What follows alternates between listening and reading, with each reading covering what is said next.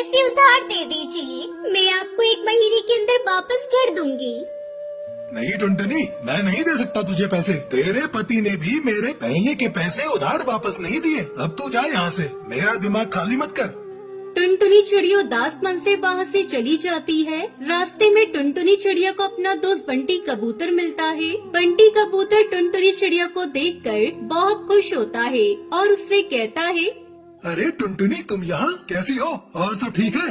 टुनटुनी चिड़िया से सारी बात बताती है। तभी बंटी कबूतर टुनटुनी चिड़िया से कहता है, अरे टुनटुनी, मेरे पिताजी भी खेत में काम करते थे और वो भी प्याज की खेती करते थे, लेकिन अब तो वो रहे नहीं, तो तुम मुझसे उसके बीज ले लो, उसके बीज तुम्हारे काम आ जाएंगे। अब बंटी कबूतर टुनटुनी चिड़िया को प्याज के बीज दे देता है। फिर टुनटुनी चिड़िया अपने खेत में प्याज के बीज बिखेर देती है और कुछ ही दिन में उसकी प्याज की फसल लहराने लगती है। उसे देखकर टुनटुनी चिड़िया बहुत खुश हो जाती है। वो प्याज को बेचकर अपने बच्चों का दाखिला अंग्रेजी स्कूल में करा देती है और खुशी खुशी अपने परिवार के साथ रहने लगती है।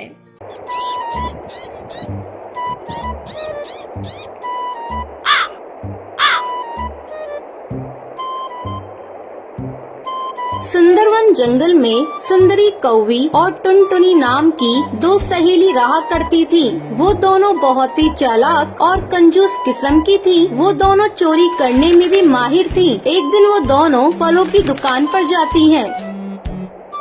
सुनिए भाई साहब, इस दुकान में जो भी महंगे फल फ्रूट्स हैं वो हमें दिखाइए। दुकानदार फल लेने ऊपर जाता है। तब टुनटुनी अपनी सहेली से कहती है, सुंदरी, तुम दुकानदार को बातों में फंसा कर रखना और मैं ये 2-4 आम चुरा लूंगी। हाँ टुनटुनी, ये दुकानदार अकेला है, यहाँ इसके अलावा कोई नहीं है, यहाँ चोरी करने में आसानी होगी। चुप चुप सुंदरी, देखो दुकानदार फल लेकर आ गया है। ये लीजिए बहन जी, इस दुकान के सबसे अच्छे आम और सेब। टुनटुनी और सुंदरी थोड़ी देर तक आम और सेब को देखती है। फिर सुंदरी दुकानदार से कहती है, भाई साहब, वो जो ऊपर आपने नाशपाती रखी है वो मुझे दिखाइए। ठीक है बहन जी, मैं अभी आपको दिखाता हूँ। जैसे ही दुकानदार उन ऊपर की नाशपातियों को निकालने जाता है, वैसे ही टुनटुनी नीचे रखे आमों में से 2 आम छुपाकर अपनी थैली में डाल लेती है। सुंदरी, मैंने 2 आमों को चुरा लिया है, अब किसी भी तरह इस दुकानदार से पीछा छुड़ाओ। ओ भाई साहब, गलती से मैं अपना पर्स घर पर भूल आई, मैं कल आकर आपसे सामान ले जाऊंगी। ठीक है बहन जी, कोई बात नहीं,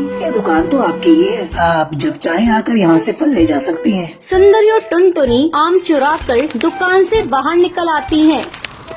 देखा सुंदरी, मैंने कितनी स्मार्टली पके आमों को चुराया है, दुकानदार को इसकी भनक भी नहीं लगी। चल उस सब्जी के ठेले के पास चलते हैं, थोड़ी सब्जियां भी ले लेती हूँ। सुंदरी, सब्जियों को खरीदना क्या है, उसे भी चुरा लेंगे। हाँ हाँ, वही तो मैं भी सोच रही हूँ, सब्जियों को भी चुरा लेंगे। दोनों सब्जी वाले के ठेले के पास जाती हैं। भैया, ये टमाटर कितने किलो दे रहे हो? सस्ते में ही दे रहा हूँ बहन जी, कल 80 की थी और आज 40 की दे रहा हूँ। क्या भाई साहब, टमाटर नहीं, लगता है गोल्ड की रेट बता रहे हो। बहन जी, लेने हैं तो लो, मैं तो इसी भाव में बेच रहा हूँ। इधर भी सुंदरी सब्जी वाले को अपनी बातों में फंसाई हुई थी और टुनटुनी धीरे धीरे सब्जियों को चुरा रही थी। अचानक सब्जी वाले की नजर टुनटुनी पर जाती है। अरे चोरनी, तुम मेरी सब्जियों को चुरा रही थी, लगता है तुम दोनों दोस्त चोरनी हो। अरे भैया, तुम ये कैसी बातें करते हो, तुम्हें मैं चोरनी दिखती हूँ? और ये तो छोटी सी बच्ची है, अनजाने में तुम्हारी इन सब्जियों को ठेले में रख लिया, ये लो तुम्हारी सब्जी के पैसे। चोरी पकड़ी गई और इसके पैसे दे रही हो। तभी वहाँ वो दुकानदार आ जाता है। भाई साहब देखिए ना, ये मेरी दोस्त को चोर बता रहे हैं, बताइए क्या मैं चोर हूँ? अभी अभी मैं आपकी दुकान से आई हूँ। तभी दुकानदार को टुनटुनी के थैले में उसके आम दिख जाते हैं। अरे ये आम तो मेरी दुकान के हैं, तुमने इसे मेरी दुकान से चुराया? मैं अभी पुलिस को फोन करके बुलाता हूँ। नहीं नहीं भाई साहब, हम लोगों से गलती हो गई, आगे से हम लोग ऐसा नहीं करेंगे, आप पुलिस को मत बुलाइए। उस दिन के बाद से टुनटुनी और सुंदरी चोरी करना छोड़ देती हैं और मेहनत मजदूरी करके अपना जीवन व्यतीत करने लगती हैं।